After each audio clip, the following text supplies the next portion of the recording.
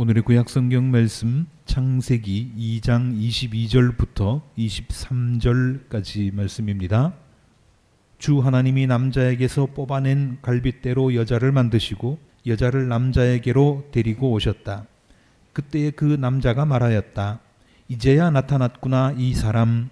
뼈도 나의 뼈, 살도 나의 살, 남자에게서 나왔으니 여자라고 부를 것이다. 아멘.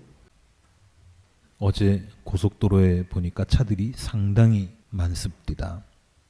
제가 요즘 해병대 군인들하고 책 이야기를 하느라고 토요일 포항에 자주 가는데, 토요일이라고 하더라도 평소에는 그렇게 복잡하지 않았습니다만은 무슨 일인가 하고 생각하고 있던 차에 라디오에서 얘기하는 걸 들으니까 벌초하러 가는 사람들이 많아서 그렇답니다.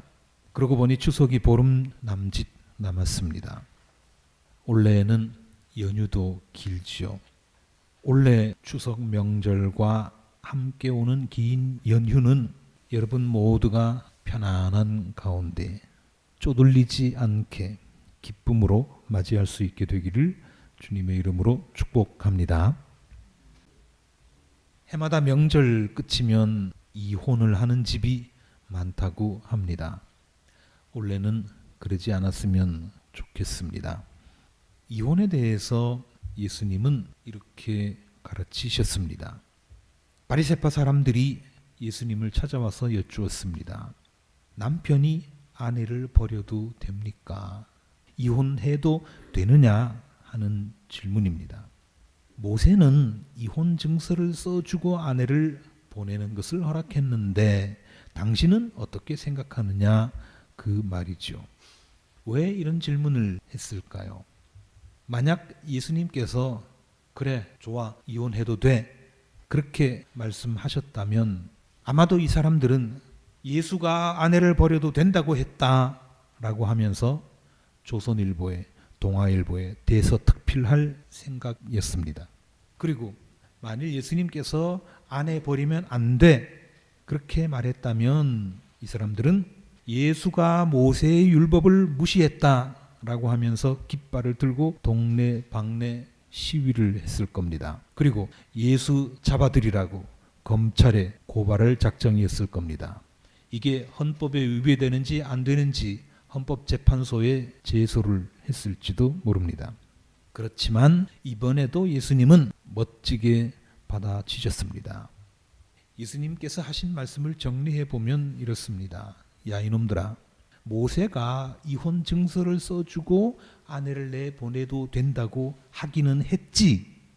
그러나 모세가 그렇게 말한 것은 너희 놈들이 하도 못돼서 못된 놈들이 많아서 그런 거야. 함부로 아내를 차버려서 그 불쌍한 여자가 오도 가도 못하게 그렇게 만들어 놓으니까 이혼을 하더라도 최소한 이혼 증서는 써주고 해라 그렇게 말한 거야. 오죽했으면 그랬겠어. 모세가 이혼할 때는 남자가 여자를 버리고 이혼을 할 때는 반드시 이혼 증서를 써줘라 그랬습니다. 물론 죄 없는 여자 버리는 거 안 되죠. 그렇지만 그런 일이 세상에 비일비재하니까 최소한의 안전장치는 마련하자 해서 모세가 그런 얘기를 한 겁니다. 여자 입장에서 보면 이혼 증서라도 있으면 과거가 입증이 되잖아요. 아, 이 사람은 어느 가문에서 누구랑 같이 살다가 어떻게 이혼했다라고 하는 것이 증명이 되기 때문에 그 다음이 복잡하지가 않습니다. 덜합니다 좀. 그렇지만 그것도 없으면, 이혼 증서도 없으면 과거를 모르는 여자, 근본 없는 여자가 되어버리고 맙니다. 때때로는 창녀 취급을 받아서 어디 가서 돌 맞아 죽을지도 모릅니다. 그래서 모세가 궁여지책으로 최소한 이혼하려고 하면 이혼 증서라도 써주고 해라 그렇게 얘기를 한 겁니다. 그 다음에 예수님께서 하신 말씀은 웬만하면 함부로 이혼하지 마라 하는 것입니다. 물론 최근에 들어서는 이혼하는 분들도 꽤 많아졌고 그게 죄로 여겨지지는 않습니다마는 예수님의 말씀은 그럼에도 불구하고 웬만하면 이혼하지 마라 하는 겁니다. 이혼 말이 나왔으니까 예전에 들은 이야기 하나 하겠습니다. 중년쯤 된 여자가 이혼을 결심하고 변호사 사무실을 찾아갔습니다. 변호사가 당연히 묻겠죠. 이혼을 하시려는 이유가 뭐죠? 여자가 설명을 시작합니다. 저는요, 15년 전 어느 화창한 봄날에 지금의 남편과 결혼을 했죠. 예식장 밖에는 벚꽃이 흐드러지게 피어 있었습니다.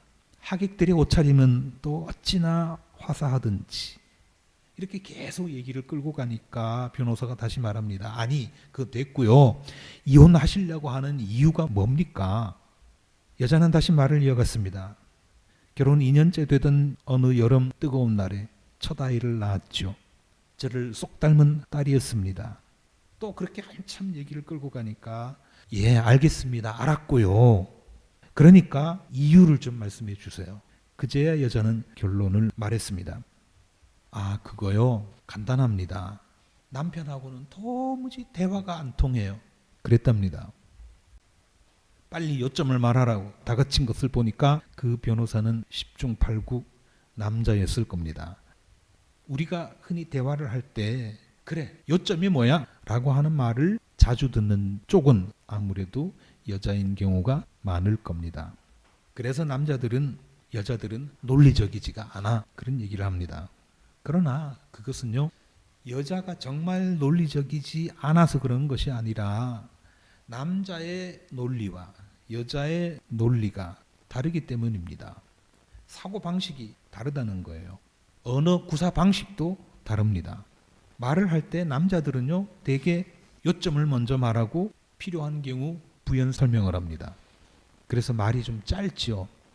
그런데 비해서 여자는 보통 상황 설명을 먼저 쭉 하고 요점은 뒤에 말하는 경우가 많습니다. 그러려다 보니까 말이 좀 길어집니다. 예를 들자면 그런 거죠. 밖에서 교통사고가 났다. 그러면 남자는 집에 들어와서 아이, 오늘 교통사고 났어. 그래가지고 뭐 몇 프로 내가 얼마 물어줘야 돼. 그걸로 끝입니다. 그러나 여자들이 말하는 방식은 그것과는 좀 다르죠. 내가 오늘 백화점을 갔는데 물건을 다 사고 밖으로 나왔지. 그리고 어디를 또 가려고 하다가 보니까 또 어떤 사람을 만났지. 그렇게 쭉 끌고 가서 결국에는 나중에 접촉사고가 났다. 그렇게 얘기가 진행이 됩니다. 이렇게 다른데요. 물론 다 그렇지는 않습니다만 그런 것도 모르고 남자들은 자꾸 다그치지요. 그래서 요점이 뭐냐고. 그런 남자는 꽉 막힌 남자입니다. 거꾸로 남자한테 긴 설명을 요구하는 여자는 욕심 많은 여자입니다. 남자들이요, 남편이 아내를 또는 뭐 남자가 애인을 상대할 때 가장 난감해하는 때는 언제인지 아십니까? 여자가 화가 잔뜩 나 있는데 도대체 그 이유를 모를 때입니다. 내가 이러저러 해서 기분이 나빠, 화가 났어. 그렇게 분명히 말하면서 싸움을 걸어온다면 어떻게 대처를 좀 해보겠는데 왜 그래? 이유를 물어도 도무지 대답을 하지 않습니다. 그러면서도 단단히 토라져 있다면 이건 참 대책이 없죠. 속수무책입니다. 아니 왜 그래? 왜 그러느냐고 자꾸 다그치지만 여자는 웬만해서는 입을 열지 않습니다. 어쩌다 입을 여는 경우에도 몰라. 그것도 몰라? 뭐 그런 정도겠죠. 아마도 이것은 여자들이요, 자기가 화가 난 이유를 대놓고 말로 설명하는 것을 자존심 상하는 일이라고 생각해서 그런 게 아닌가 그렇게 여겨지기도 합니다만 뭐 그런 생각하겠죠. 저런 바보같이 분위기 파악도 못하고 그걸 꼭 내 입으로 말해야 돼? 너 바보야? 그런 뜻이겠죠. 그런데 남자들은 그런 거 잘 모릅니다. 남자가 이처럼 분위기 파악을 못하고 있을 때 여자들은 자기들 나름대로 또 많이 답답하죠. 화가 납니다. 이렇게 서로 뭐가 안 맞으니까 문제가 생기는 건데 왜 이런 현상이 나타나냐 하면 서로 상대의 사고방식을, 상대의 언어를 잘 이해하지 못하기 때문입니다. 잘 모르기 때문입니다. 여자들이 하는 말은 느껴야 된대요. 그리고 남자들이 하는 말은 이해해야 된다고 합니다. 뭐 이것도 다 그런 거는 아니겠지만 그런 경우가 많다는 겁니다. 여자의 말은 느껴야 된다는 거예요. 논리적으로 기승전결 그렇게 자꾸 따지려고 들면 그거는 안 되고요. 거꾸로 남자의 말은 저게 왜 내 마음을 몰라줘? 그게 아니라 이해해야 된다는 겁니다. 논리적으로. 그렇기 때문에 남자가 여자의 말을 이해하려고 따지려고 한다거나 또는 거꾸로 여자가 남자의 말을 뭔가를 거기서 뭘 느끼려고 한다면 이건 피차 스트레스 받을 일밖에 없습니다. 그래서 여자는 남자의 언어를 배워야 하고 남자는 여자의 언어를 익혀야 되는데 이거 가르쳐 주는 데가 아무 데도 없습니다.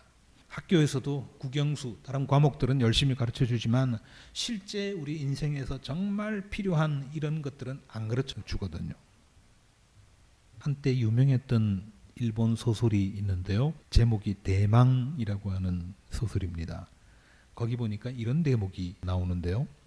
죽음과 삶은 만인에게 똑같이 부과된 엄숙한 환희이며 또한 동시에 모든 사람에게 똑같이 부과된 가혹한 형벌이다. 산다고 하는 게 어떤 사람에게는 굉장히 큰 환희이기도 하고 또 어떤 사람에게는 아주 가혹한 형벌이기도 하다. 그 얘기입니다. 남자와 여자, 여자와 남자의 사랑도 그렇습니다. 이번에는 빅토르 휴고의 레미제라블에 나오는 그 얘기인데요. 거기 보니까 이런 얘기가 있습니다. 사랑은 사람을 파멸시키든가 아니면 구원하든가 둘 중 하나다. 서로 열렬히 사랑을 하면 그것은 구원의 길로 가든지 아니면 파멸의 길로 가든지 둘 중에 하나다. 그 얘기입니다. 인간의 운명은 모두 이 진퇴양난에 빠져 있다. 사랑은 죽음과 삶의 양면성을 지닌다. 사랑은 요람이 되기도 하고 무덤이 되기도 한다. 하나님이 만드신 모든 것 중에서 인간의 마음은 가장 넉넉한 빛을 퍼뜨리기도 하고 가장 깊은 어둠을 향하기도 한다. 어떻게 사랑을 하느냐에 따라서 그것이 환희가 될 수도 있고 파멸이 될 수도 있다. 그 얘기입니다. 아, 그럴 수도 있겠다 싶은 생각이 듭니다. 남자와 여자의 결합, 이것은 파멸이 되든가 구원이 되든가 죽음이 되든가 삶이 되든가 무덤이 되든가 요람이 되든가 사랑은 하나님께서 만든 가장 깊은 어둠이 될 수도 있고 가장 넉넉한 빛이 될 수도 있습니다. 이처럼 결혼이라고 하는 똑같은 인생의 변곡점이 대부분 다 결혼을 하는데 그 결혼이 어떤 사람에게는 천국일 수도 있고 또 어떤 사람에게는 지옥일 수도 있습니다. 누구에게는 형벌일 수도 있고 누구에게는 환희일 수도 있습니다. 여러분은 어느 쪽 길을 가기를 원하십니까? 천국으로 가기를 원하십니까? 지옥으로 가기를 원하십니까? 파멸입니까? 구원입니까? 형벌입니까? 환희입니까? 어느 길로 가게 될지 이거 참 어렵습니다. 인력으로는 안 되는 일입니다. 아까 우리 창세기에서 읽었습니다마는 아담이 처음에 이브를 만났을 때 얼마나 기뻤는지 모릅니다. 이제야 나타났구나 이 사람. 이제야 나타났구나 이 사람 하면서 감격했습니다.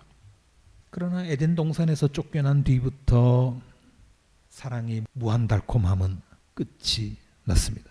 근데 성경에 보니까 아담과 이브가 에덴 동산에서 쫓겨나서도 서로 싸웠다, 서로 다퉜다 하는 기록이 없는 것을 보면 두 사람은 쫓겨난 뒤에도 하나님께 지혜를 구하면서 하나님의 보호하심을 받으면서 살았던 것 같습니다. 비록 죄는 졌지만 그래도 그 끈은 놓치지 않고 있었던 것 같습니다. 사랑이 아까 말씀드린 것처럼 구원의 길로 갈 수도 있고 파멸의 길로 갈 수도 있는데 사랑을 아름답게 유지하는 유일한 길은 이거는 사람이 할 수 없습니다. 애쓰고 노력하면 어느 정도 진전은 있을지 모르지만 근본적인 해결책은 아니라는 겁니다. 어떻게 해야 됩니까? 하나님께 도움을 구해야 됩니다. 하나님께서 지켜주시면 사랑이라고 하는 것은 은혜이고 축복이지만 하나님을 떠나버리면 그때부터 저주입니다. 우리 주변에서 그런 거 많이 보지 않습니까? 아무쪼록 하나님 안에서 늘 복된 관계를 만들어 나가는 저와 여러분이 되시기를 주님의 이름으로 기원합니다.